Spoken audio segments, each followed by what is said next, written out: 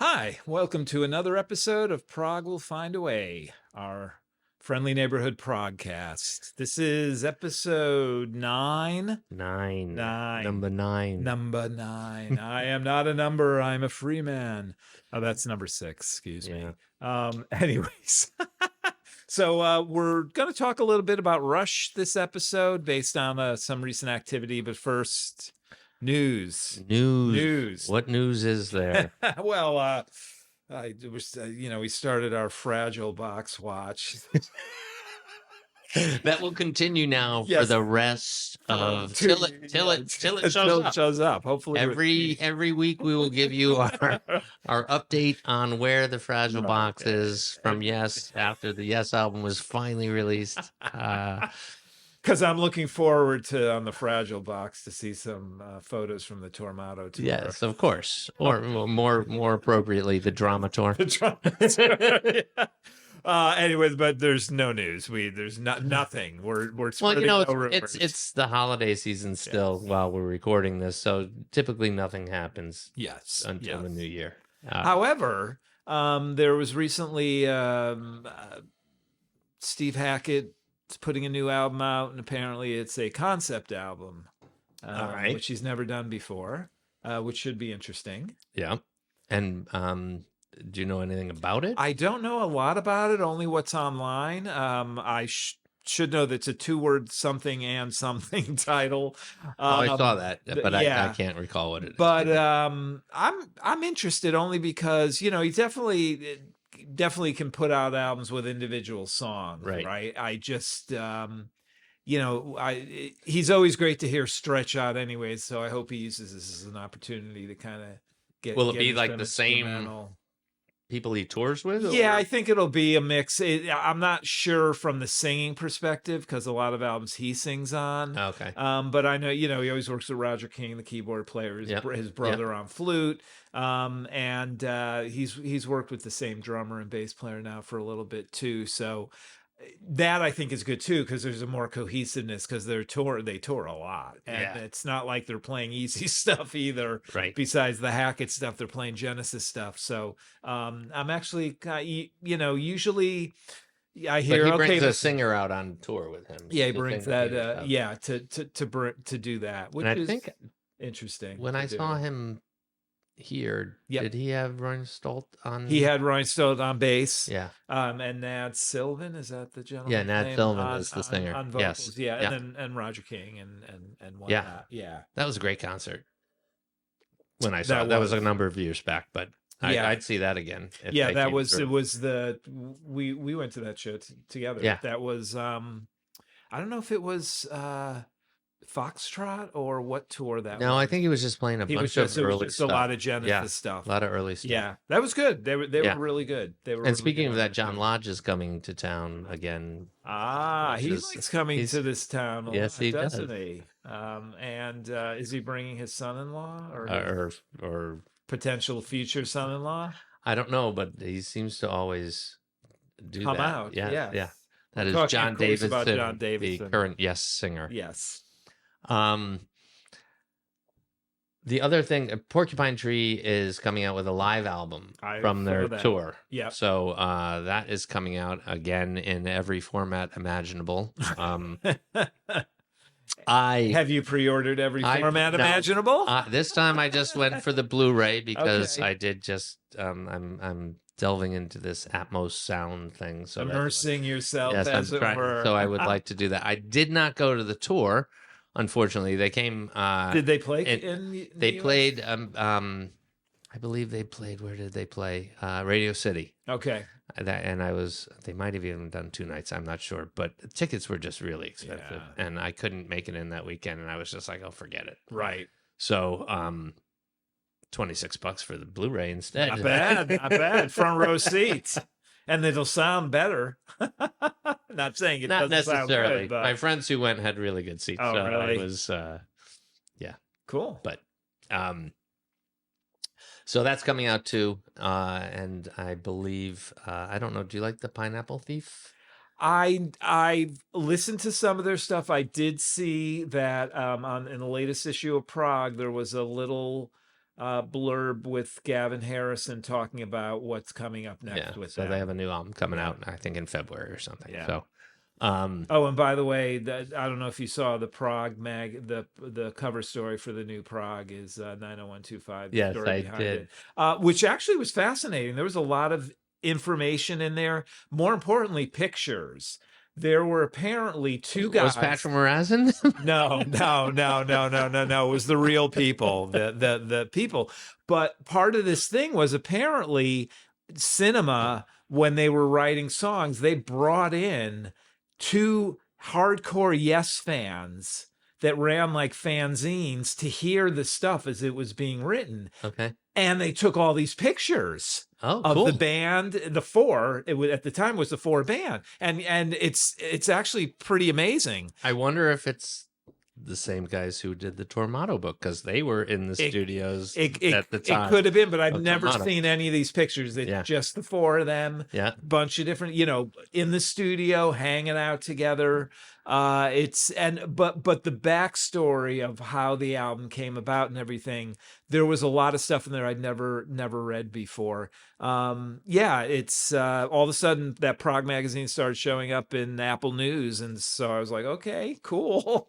But a lot of times you see like ad infinitum these cover stories on magazines. I mean, we're talking about albums that have been covered for years and years. Yeah. And so I was like, oh, okay. And then all of a sudden I started seeing these pictures, and I'm reading, like, wow, this is actually a wild, interesting take on the album creation. Yeah. And that usually does not get the press in Prague, like in Prague magazine, at least, like Close-ish does, or I mean, I don't know how many times they will feature those albums on the cover.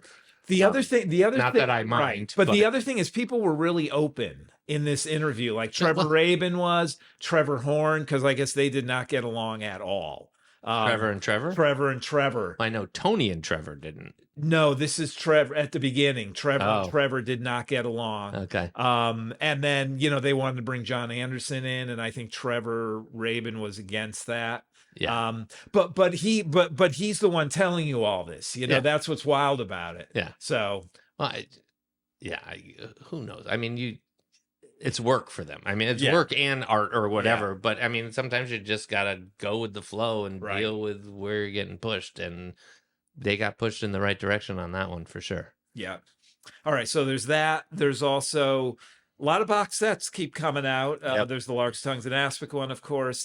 Camel is putting out a box of all their stuff. And Greg Lake, there's another Greg Lake box. I do not want to get back on my soapbox on the way that their legacy is treated in the digital world. But that, I guess that puts a bow on it for this time. It's just a collection of stuff that's already been out, but at least it's all in one place. And I'm a fan of keeping his stuff alive, even though,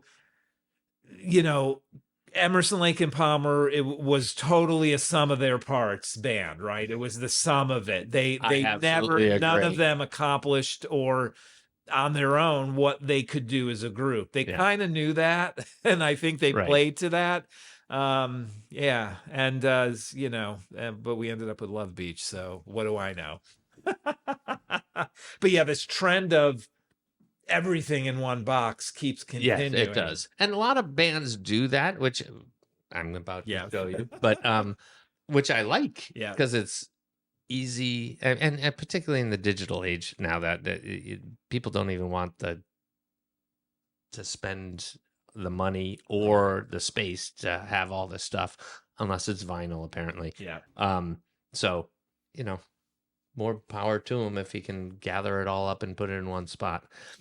It's a good way to kind of cement your legacy, but also a way to, the labels that do these care and they work with the band. The one I think about a lot is it's probably a couple of years now, Steve Hillage put out one, but it wasn't just all the albums. Then it was like CD after CD after CD of unreleased stuff and live stuff. And it is cool when the artist or the band works with the label to actually make this this might be the last Like how Thing many you're gonna times, do. Yeah. how many times is the world going to be able to handle a Steve Hillage box set? No offense, I love Steve Hillage, but I mean, Right. think of the market. Yeah, they did a beautiful, it's just unbelievable. The books, and it just goes on and on. So So is the camel one the camel along one those is lines, similar or? too. I mean, it's mainly a collection of all of their stuff, but it's great to just have it in one place. I mean, they're one of those bands that I've always liked them, but if what would you call them, second tier or whatever, from a consciousness perspective. Yeah, at least from an American side. Totally. People know Prog, they know Camel, but they never had that success. But Right. they're a good band. They're a great band. Yeah. So to be able to get all their stuff in one fell swoop, if you don't have any of it, is pretty cool. So it's funny because Pete Barden's is Camel, right? Yep. I had a Pete Barden solo album before I ever had a Camel album. Okay. Was it because the one on it was on IRS label? Yeah.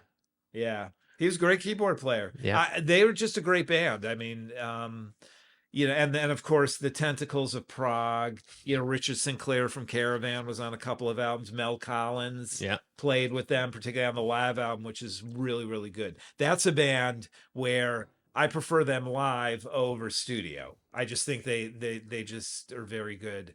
But that's fun. Yeah. Awesome. So let's move on to Rush. Rush has kind of been in the news. At first it was, Geddy Lee's got his My Effin' Life book out where he's really open and he's doing this innovative tour where, he's getting asked questions. Which is kind of cool. It really is. I mean, Bono did that with his, but I didn't hear as much about it when he was doing it as I'm hearing about Geddy Lee doing it. But maybe that's just because this is more on my radar. That's more on your radar, probably. But he's playing big places. He's when I say playing, I mean speaking. He's staying big places. But he's been talking about being open to whatnot, playing again and this and that, and is telling the story over and over again about, being backstage at the tribute thing with Paul McCartney, and Paul McCartney telling them, you guys you got to play. Yeah. So that was interesting, but now you have Alex talking about it too. So something is definitely going to happen. I don't know what it is, but clearly they want to do something and they sense that they can. Right. That maybe the fans aren't going to be like, how dare you? And I think that was part of what they were and I think I think they probably also, it had been so many years of the three of them, the three of them. And maybe they needed the time to let it settle. Yeah. It was those tributes, the Taylor Hawkins tributes, where they got out there and with they're like, this is fun. Yeah, I mean the one show was cool. I don't remember. I think it was when Geddy got out and played with Yes at the Rock and Roll Hall. That's what did it. I don't know which show it was, if it was the California show or the England show, but they do the 2112 with Dave Grohl. And then the dude from Chili Peppers comes out for Working Man. That was pretty cool. But I think clearly it was like, oh, this is fun. You want to, when you're a musician, you want to play, and you want to play out there, and you want to play with other people, and you want to play in front of people. So I think it's totally natural, whether it's Rush or whatever they do. I mean, Rush as a unit is done, right? Even if it's called Rush, it's never going to be the same thing, right? Nor and for they want it to be, right? And for them to call it something else, I don't think that would be the end of the world, because the people who love their music are going to love them regardless of what they call themselves. Exactly. So just like we did for Genesis, though, like, what's your story with Rush? Like, how did you come upon Rush, or what happened? I think Rush was probably. My first Rush album was Permanent Waves. I had heard Spirit of the Radio on the radio, and I thought it was cool, and it was, being mentioned in the limited music press that I could get my hands on, to being akin to the kind of music I would like. And so I bought that album, and I thought that was pretty cool. And it, had I thought, interesting album cover and the whole thing. But then when Moving Pictures came out, that was when it cemented it for me. I was like, these guys are awesome. And then I went back and I got, everything that they had ever done. Yeah. The problem that I had at that point was I was into music at that point pretty heavily. And so I don't think I gave the earlier albums as much time as I could have. I think Hemispheres and what other ones at that time? Farewell to Kings. Farewell to Kings, probably. I gave a little more time to, but like Caress of Steel and Fly by Night or whatever that. Yeah, well, and, yeah. and, I mean, and it was the Rush, first Rush Fly album. by Night, those Caress of first, Steel, then those, 2112, and even 2112. Yep. I never really got way into. Probably the second side more than the first side because I didn't. Blasphemy. I didn't think that it didn't hold me like the Yes long songs did. Right. That was just my take. And I think Geddy's voice got better as we got into the late 70s, 80s for my ears. All right. Yeah. It got a little out of that rough edge. Yeah. Yeah. So that was my story. And then so I saw them a couple times. I saw them Presto. I saw them for what is it, Clockwork Angels, or either Clockwork Angels or Snakes and Arrows. I think it was Snakes and Arrows, and maybe Hold Your Fire. Okay. Yep. 87. So, I think that was. 82. Oh no, it was Signals. Yeah. 82. Yeah. Okay. Signals. Yep. I saw them when I was in college. Cool. So that was great. Rory Gallagher opened. That was always an interesting thing about Rush was they always had very cool openers. Yeah. And I've told you the Marillion ones I've seen, which I'll tell. So I saw them 3 times. Once at school, once out of college, and then once with my son up at the casinos in Connecticut. Nice. So but they were always a great live act to me when I saw them. Yeah. So my story is, so I remember hearing Closer to the Heart on the radio. I did not like them at all. They rubbed me the wrong way. I was also a prog snob at that time. And to me, it was like, this is like a prog wannabe. Then when I was a junior in high school, I played bass. I was in a band and we played Bastille Day from Caress of Steel. There you go. And What You Doing from the first album. The Hit Parade. Yeah. So, and then that I kind of got into them because Bastille Day was a fun tune to play and you didn't have to listen to Geddy sing. And then I started to get into them. So I had liked Xanadu. So at some point I did get Farewell to Kings, but that was the only album I had by them. I liked a little Hemispheres. And I remember somebody offering me a ticket for a Hemisphere shows and I didn't go. Permanent Waves was good, but then I was like, I still didn't know like what they were doing or where they were going. But that was a pretty good album. And obviously Moving Pictures was really good. And I got into them. So I saw that tour and the Moving Pictures tour. And I think for that one, Max Webster opened up for them, which was that, talk about, if you're talking about those second tier prog bands, I mean, that's, I don't even know them. They're well, to them, they were always kind of out there, but some of their songs are just mind blowing. It's like some of the songs, it's like the Canadian version of Gentle Giant. Oh, okay. So it's just real interesting. It's like, but they could also rock out. So that was just a great album, a great sounding album. So I started getting into them. I wasn't really into them in high school. It was really in college. But I went and saw them. The cool thing about Rush was that they always did a short tour before they would go into record an album. Oh. So you would catch like at the end of the Moving Pictures tour, they were road testing a couple of things. From Signals. But then they would come back out for a short tour a couple of weeks before they would record just to see. Because I at the end of the Permanent Waves tour, they were playing Limelight, as far as I know. So they would do stuff like that. So I saw the tour in between I saw the pre-Signals tour. So they played 3 or 4 songs from Signals. They played a number of nights at Radio City Music Hall. So I saw one of those nights and Marillion opened for them, that whole thing. So that was like, that was right after the first album. This was before Fugazi.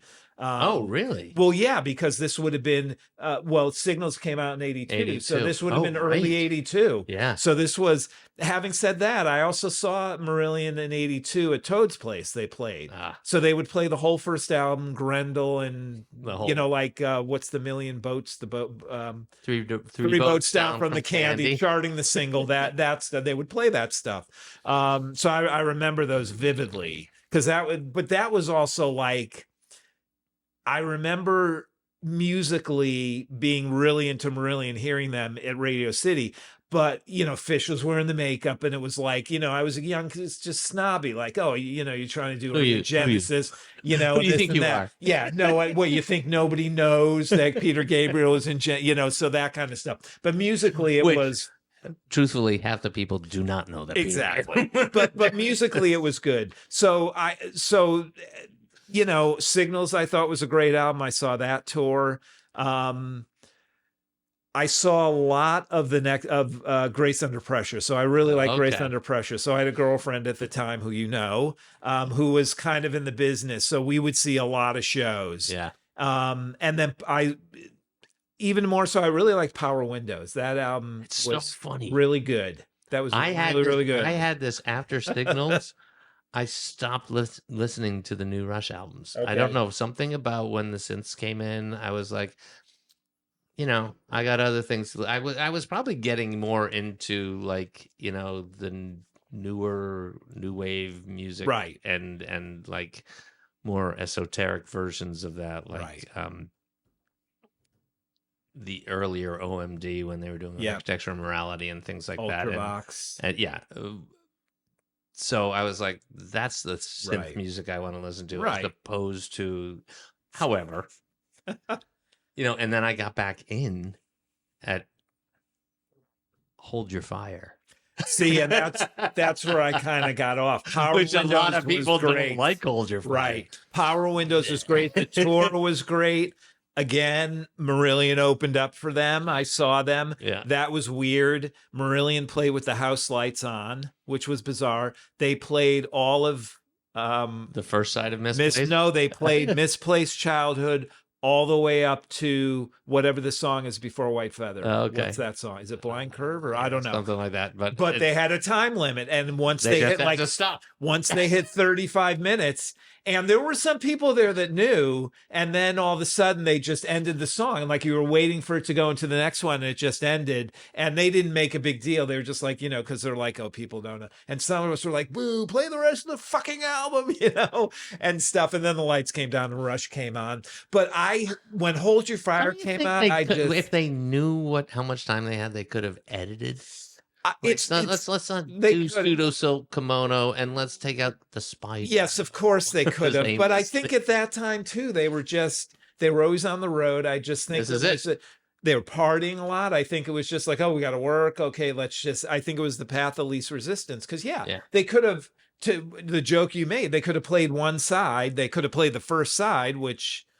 Right. And then they could have played like 3 or 4 other songs, and that's that. But they weren't thinking like that at that point in time, I don't think. But yeah. So, and then I kind of lost track. Presto, I heard I saw Presto too. Okay. With the rabbits coming out. Did I say that earlier? I can't remember. You did. It's okay. Yeah.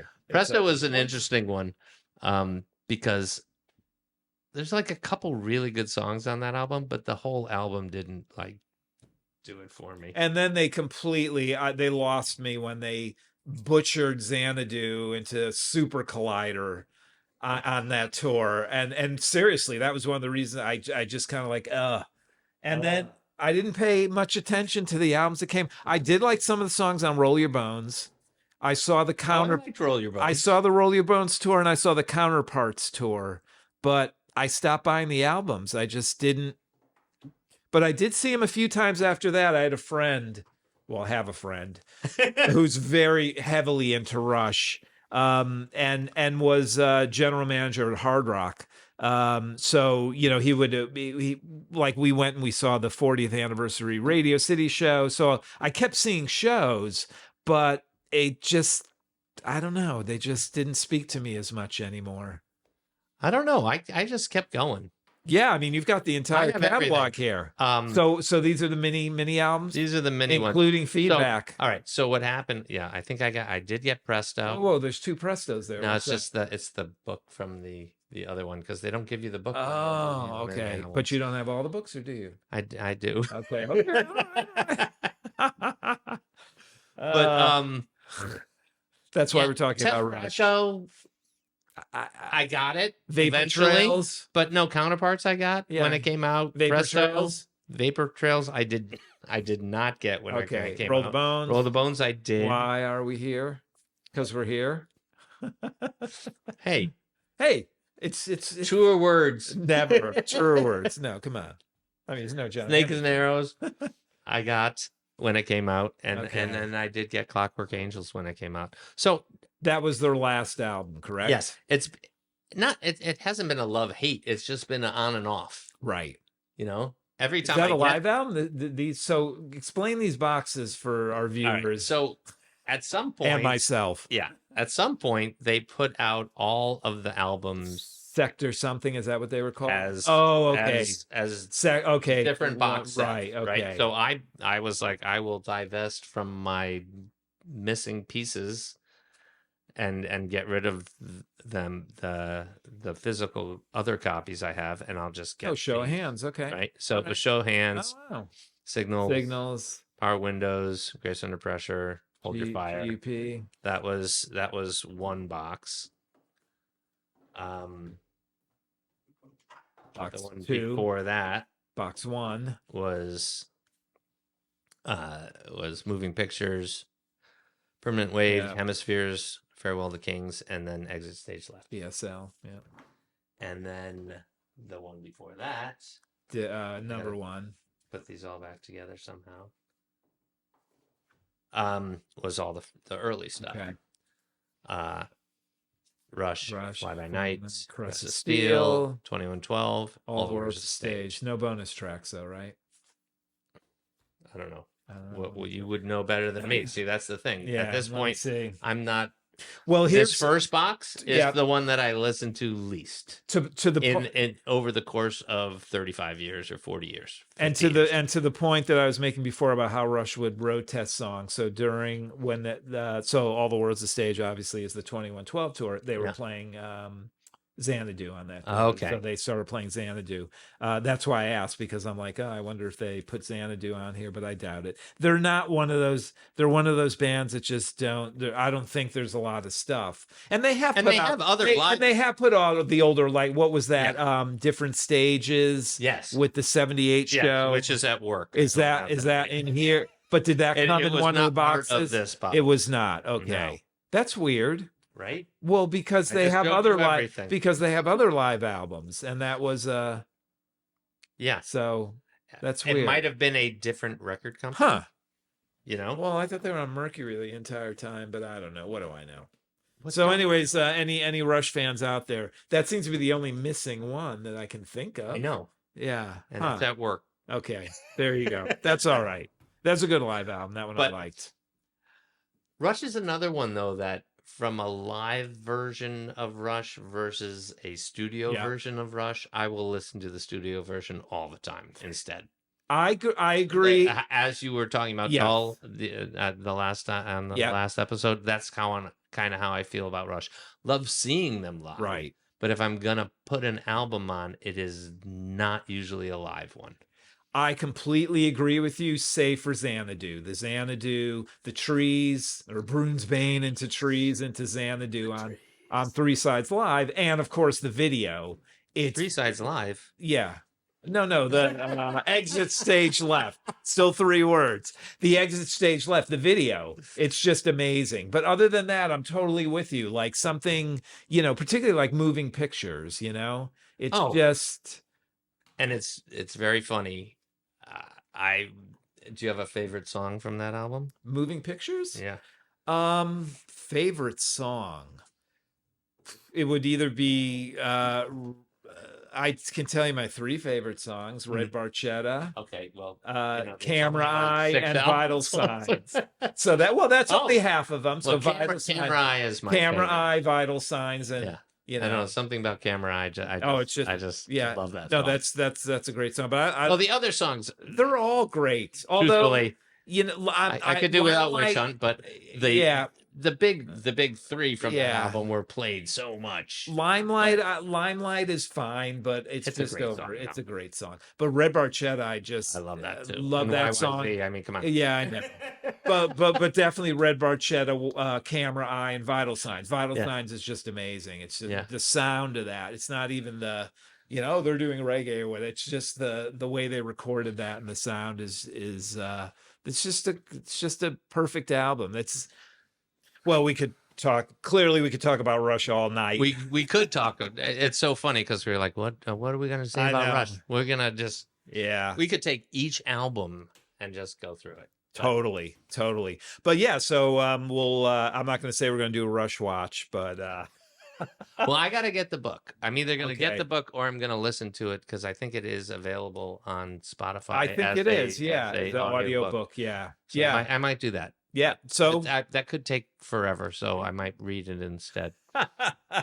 Well, but stay tuned. We'll see what happens with Rush or excuse me, Geddy Lee and Alex Lifeson and whatever new project. The Rush watch. All right. All right. Thanks everybody for watching. Prog will find a way if you want it to.